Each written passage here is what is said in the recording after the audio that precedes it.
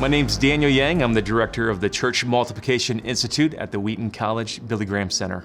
So whenever I talk about the church in the year 2050, folks don't have any kind of capacity to think that far ahead because it's like 27 years away. But if you're a church leader, one of the things that to keep in mind is, we talk about Saddleback Church and Rick Warren and how many of us who grew up in the 90s and 2000s in terms of ministries, we looked at the purpose-driven model or Saddleback and churches like that as the churches that we were learning from and mimicked to a certain degree.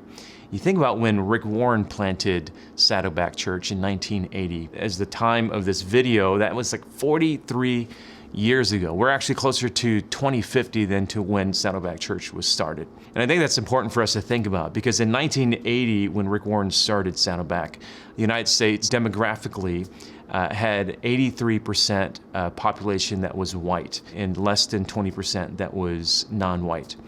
Think about that. The U.S. government says that by the year 2040, we will have for the first time a non-majority nation, meaning whites will be less than 50% for the first time. These are huge demographic changes that have happened in just one generation.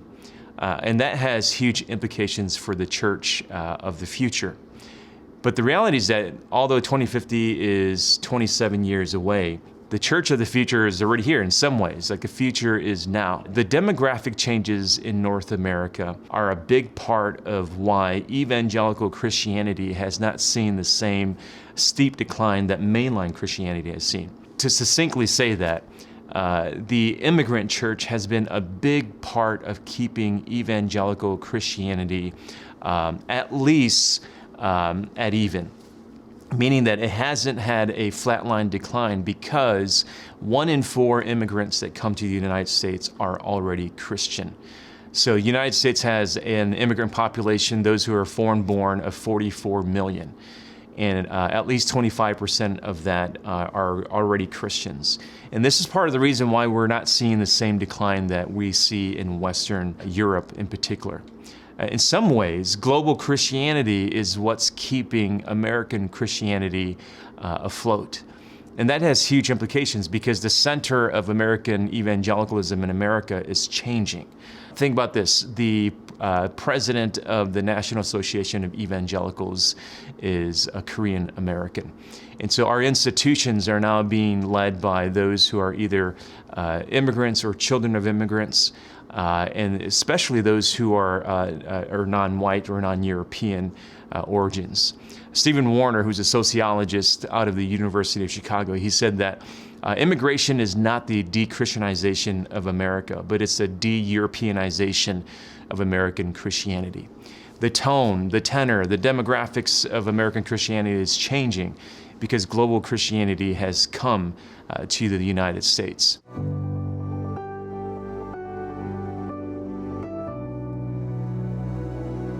And this is really important because as we think about 2050, we project out. It seems a little bit morbid and a little bit depressing, but by the time we get to 2050, boomers will be with Jesus, hopefully. Gen Xers will be retired or mostly dead. Those millennials that we gave so much time, resources, and attention to over the last 10 years will be retired. And not quite sure if Gen Z will be leading the institutions that we're currently working so hard to maintain right now. And that's why it's so important for us to think about the year 2050. What are we doing now that is going to hand off our churches, our institutions, our organizations in a way that the next generation, Gen Z in particular, is going to be excited and passionate about leading? And when it comes to demographic changes, Gen Z is the most diverse generation that we've ever seen in the United States. The youth population of Gen Z is largely minority. It's already a non-white majority, Hispanics being the largest youth population right now in the United States. If you look at denominational growth, One of the few evangelical denominations that has grown year after year over the last 3 decades is the Assemblies of God. In the early 2000s, the Assemblies of God published their membership numbers. They were 1.8 million white members. Now, if you fast forward to 2019, not even 20 years later, when they published their membership numbers again, they had grown to a denomination that was close to 3 million people. The numbers of whites were still 1.8 million people. Almost all of the noticeable growth was non-white growth, specifically amongst Hispanic and Latino churches. And so this is one of the only denominations that's seen growth over the last 30 years, year after year. The largest Protestant denomination in the United States is the Southern Baptist. The heyday, or their height in terms of population, would have been around 2014, 2015, where they were about 16 million in membership. They've subtly declined over the last 10 years to about a little bit over 14 million. Doesn't mean that 2 million people stopped being Christians. They went to different denominations, different churches.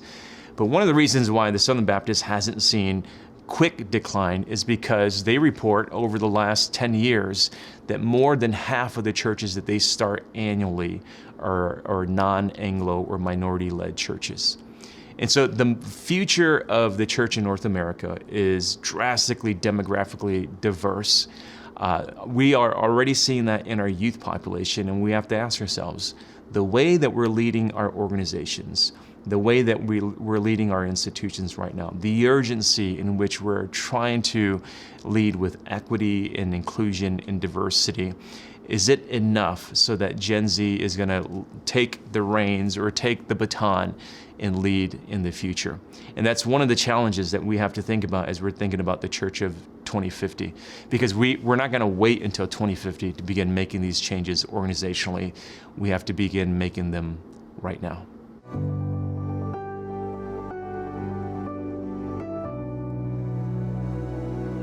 Some of the effective ways that people are really beginning to prepare for 2050 is reverse mentoring. That's a really easy thing. What reverse mentoring looks like right now for a lot of folks is, if you're a boomer or an Xer leader, you're leading your organization, your church, your institution, you're working really hard to spend time with Gen Zers, those that are younger than you, not so that you can mentor them so that eventually they can lead, but so that you can be a more effective leader in what you're currently doing right now. So reverse mentoring means that just as much as you're pouring into somebody who's younger than you, or somebody who's of a different gender or a different racial ethnic background, you're expecting them in some ways to also pour into you. Number one, so that your mindset and your paradigms can begin shifting. But number two, so that you can more effectively lead your organization to create spaces now and in the future for those that you're learning from. One of the other ways in which you can also continue to bring organizational change is to be able to begin now to staff and to develop leadership pipelines that are authentically and genuinely creating places of belonging. You're creating pipelines and spaces that are fighting intentionally against tokenism, and they're creating spaces in which people can authentically belong, be themselves, culturally begin to influence the organization, the church, the ministry, the institution.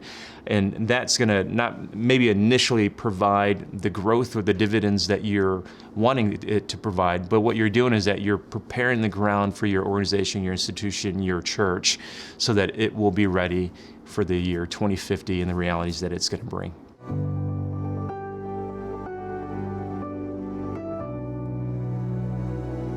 A couple of the resources that can help you as an organizational or ministry leader to really begin creating places of belonging is Sarah Shin's course on Seminary Now called Beyond Colorblind.